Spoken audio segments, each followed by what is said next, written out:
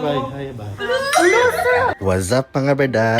Gikan day ko naghatod ron sa kong pagumangkon kay graduation sa iyang igsuon. Congrats sa mga ni-graduate. Ang gasolina ba continuous lang gid sa pag-fluctuate. And pag-abot sa office ako na yung giihap ang step sa hagdanan. Kay bag ora ko ga-research ng Oro Plata Mata. Kung matungnan daw sa Oro ang landing area, it means good luck. Pero dili lang tamo depende na mga brada. Dapat dedication and hard work good para tamo lambo. Pareha sa mga gibuhat ron ba na bisag unsa ka init amo jong lakwon. Grabe ka init mga brada. See?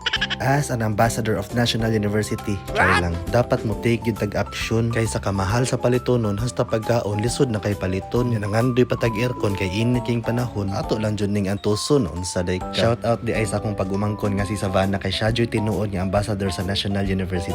Grabe karong adlaw mga brada oy daghan kay mig urgent. Actually kanang urgent kinaon na nato sa una pa. Maguna atong specialty. Gabuhat sa day meaning ID lanyard sa mong customers mga brada hasta kining polo shirt uniforms nga DTF printed. And also kining tarpaulin signs para sa usa sa pinakadako ang construction company diri karon sa Cebu. Grabe ka mahalo ninyong delivery boy oy kay ako jud mismo mo deliver sa inyong area. Sig asa ta maabot ba pero mi gid ta i-remind ni Lord nga dapat gid ta magpasalamat no matter what. By the way kung ganahan mo mga piba ari na sa coffee spot nga pa sila mga pastries nga lami jud kaayo. Located ra dinhi diri sa 3rd floor dapit sa Sky Park. Hay nalipong na gyud ko. Kulis balay ga relax sa punta of course para balance ba. The next day as usual nara gyapon may mga urgent and pagkaodto gilutuan din mig adobong manok ni Chef Ken. So ato nang pangutanon na tong mga kauban diri kung unsay lang masulti. Lami kayo. Lami kayo.